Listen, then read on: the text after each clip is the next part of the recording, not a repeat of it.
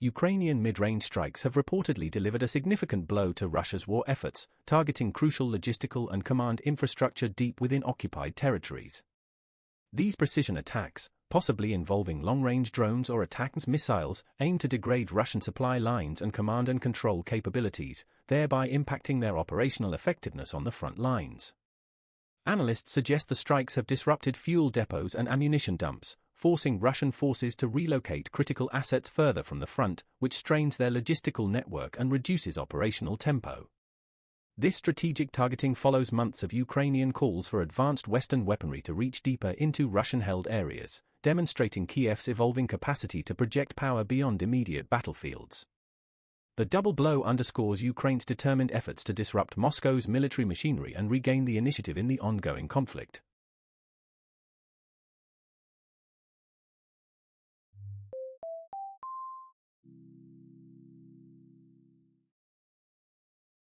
The ongoing Russia-Ukraine conflict continues to provide critical geopolitical and military lessons for defense strategists and international observers worldwide. Experts from institutions like Isetnews are analyzing the conflict's implications, highlighting the profound impact of drone warfare, the critical role of robust logistics, and the resilience required for effective national defense. Key takeaways include the necessity of adaptable command structures, the importance of cyber defense integration, and the evolving nature of conventional ground combat. These lessons are influencing military doctrines across NATO and beyond, as nations re-evaluate their defense spending and strategic priorities in response to the realities demonstrated in Ukraine. The conflict serves as a stark contemporary case study for future military planning and international security policy development.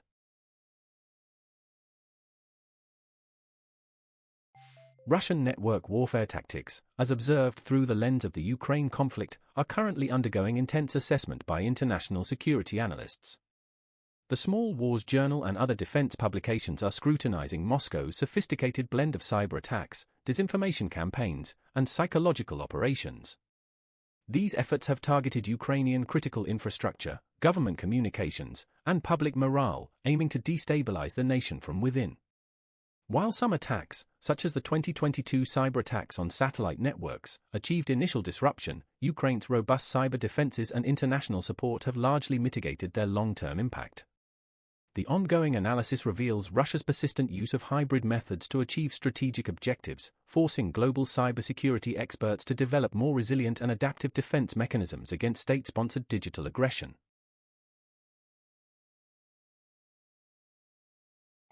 The concept of hybrid warfare is being redefined for 2026, reflecting the complex and multifaceted nature of modern global conflicts, particularly in the wake of the Russia-Ukraine war.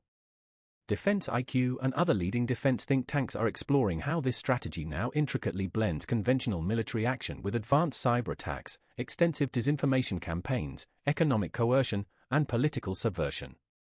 Unlike previous iterations, contemporary hybrid warfare leverages artificial intelligence and sophisticated data analytics to identify vulnerabilities and amplify societal divisions. The goal remains to achieve strategic objectives without full-scale conventional engagement, making it increasingly difficult for nations to distinguish between peace and conflict. This evolving threat demands a comprehensive and integrated defense approach that spans military, economic, and informational domains, challenging traditional security paradigms.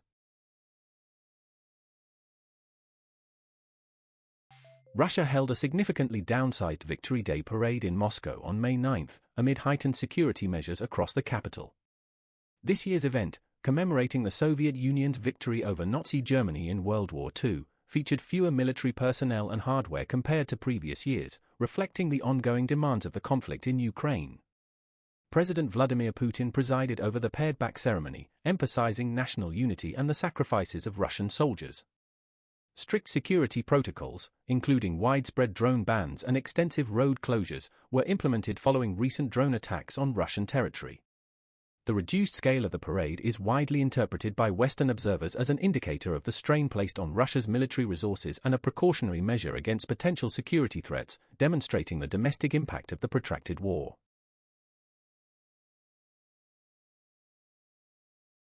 The conflict involving Iran is increasingly perceived as a proxy war intertwined with the broader Russia-Ukraine conflict, according to analyses from institutions like the Council on Foreign Relations.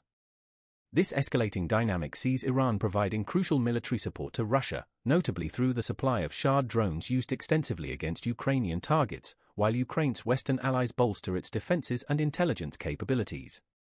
The exchange creates a complex web of interconnected hostilities, extending the geopolitical ramifications of the European conflict into the Middle East. President Zelenskyy has expressed concerns that a wider Middle East conflict could divert essential Western attention and resources away from Ukraine.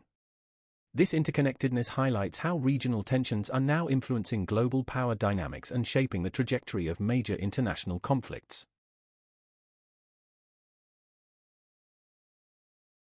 Between March 14 and 20, 2026, the conflict in Ukraine continued with intense fighting across key fronts, particularly in the eastern Donbass region and around the city of Avdiivka. Relief web reports indicate ongoing Russian attempts to advance, met by resolute Ukrainian resistance, resulting in heavy casualties on both sides. Civilian infrastructure continued to suffer extensive damage, exacerbating the humanitarian crisis, with thousands more displaced from frontline communities. International aid organizations intensified efforts to deliver essential supplies, including food and medical assistance, to affected populations. While no significant territorial changes were reported during this specific week, the sustained intensity underscores the grinding nature of the war and the enduring humanitarian challenges faced by millions of Ukrainians.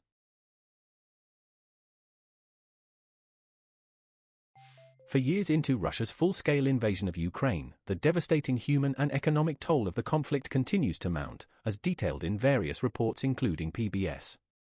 Since February 2022, the war has claimed the lives of tens of thousands of civilians and hundreds of thousands of military personnel on both sides, with exact figures remaining contested.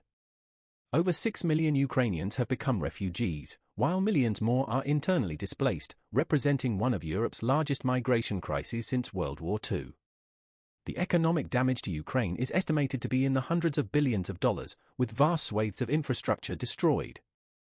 Meanwhile, Western nations have provided Ukraine with over $200 billion in military, financial, and humanitarian aid, underscoring the unprecedented international response to the prolonged conflict.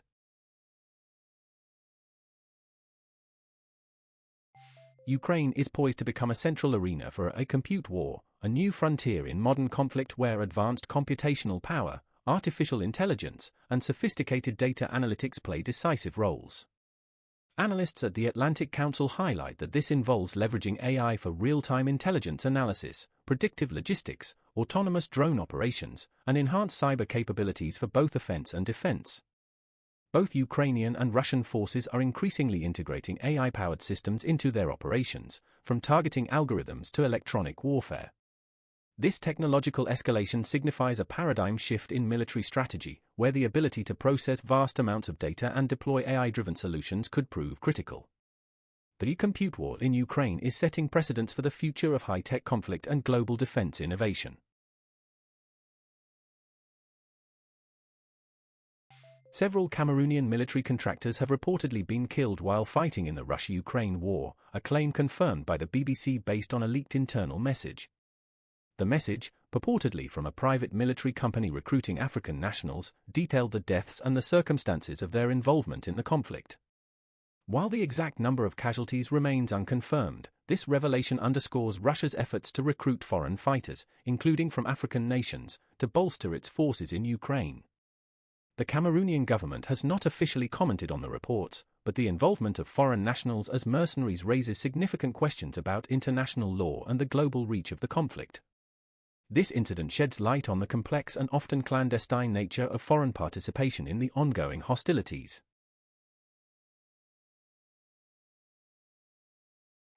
Russian forces have reportedly launched a new offensive in Ukraine, with intense fighting concentrated in the eastern Donbass region and along the Kharkiv front, according to CNN.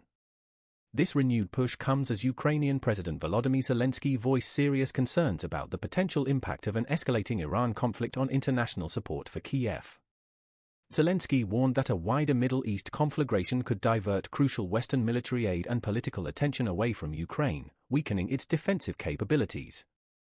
The offensive appears to be a concerted effort by Moscow to seize strategic ground, likely capitalizing on perceived vulnerabilities in Ukrainian defenses. This confluence of events highlights the delicate balance of global geopolitics and its direct implications for Ukraine's ability to resist Russian aggression.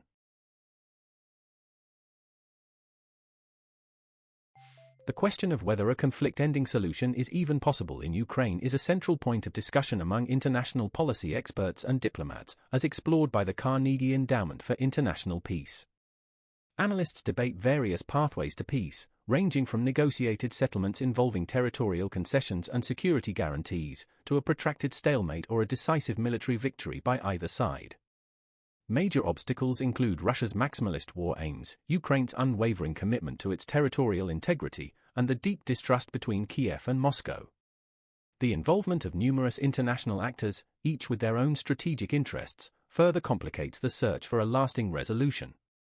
Ultimately, achieving a durable peace would require significant shifts in geopolitical dynamics and a willingness from all parties to compromise on core demands.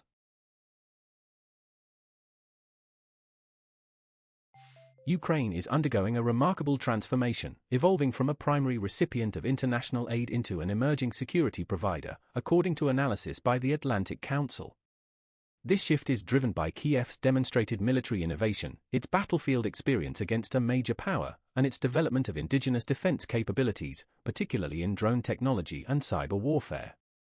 Ukraine is now sharing vital intelligence and strategic insights with NATO allies, and its military-industrial complex is increasingly producing advanced systems sought by other nations. This transition not only enhances Ukraine's standing on the global stage but also positions it as a crucial contributor to European security architecture. The country's resilience and ingenuity are reshaping its role in the international defense landscape, fostering new partnerships and strengthening collective security. The war in Ukraine has profoundly reshaped the global landscape in ways that are only now beginning to be fully comprehended, as highlighted in a recent New York Times opinion piece.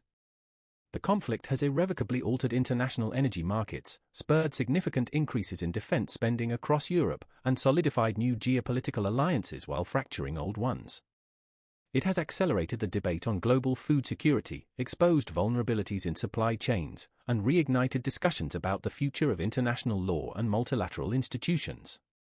The war has also underscored the stark ideological divide between democratic nations and authoritarian regimes, influencing diplomatic relations and trade policies worldwide. These far-reaching consequences suggest that the conflict will continue to exert a transformative influence on global politics and economics for decades to come. Iran launched a barrage of drones towards the critical Strait of Hormuz on June 5, 2026, prompting a swift response from the United States military, which confirmed shooting down at least 4 of the unmanned aerial vehicles. U.S. Central Command stated that naval assets and air defense systems operating in the region successfully intercepted the drones, preventing potential disruptions to international shipping in the vital waterway. This provocative action by Tehran follows escalating tensions in the Middle East, including a frayed ceasefire in Lebanon and Iran's warnings of a wider regional conflict. Iranian state media claimed the drones targeted American bases in the Gulf, though U.S. officials denied any impact. The incident marks a dangerous escalation, raising concerns about maritime security and the potential for direct confrontation in a strategically crucial area.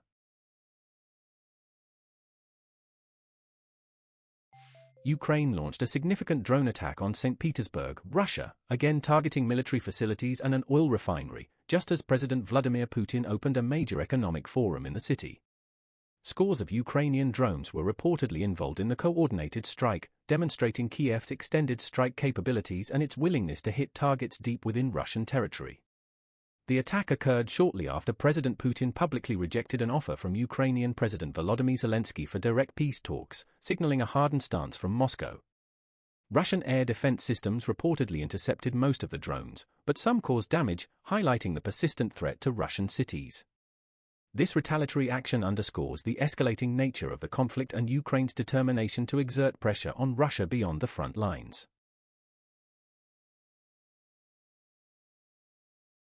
Peruvians are heading to the polls for a crucial presidential runoff election between right-wing populist Keiko Fujimori and leftist Pedro Castillo Sanchez, a contest that will determine the nation's 10th president in a decade. The election follows a highly contentious first round, with both candidates representing starkly different visions for Peru's future amidst deep political instability and economic challenges. Fujimori, daughter of former President Alberto Fujimori, advocates for a market-friendly approach and a tough stance on crime, while Sanchez, a former union leader, promises greater state intervention and social reforms.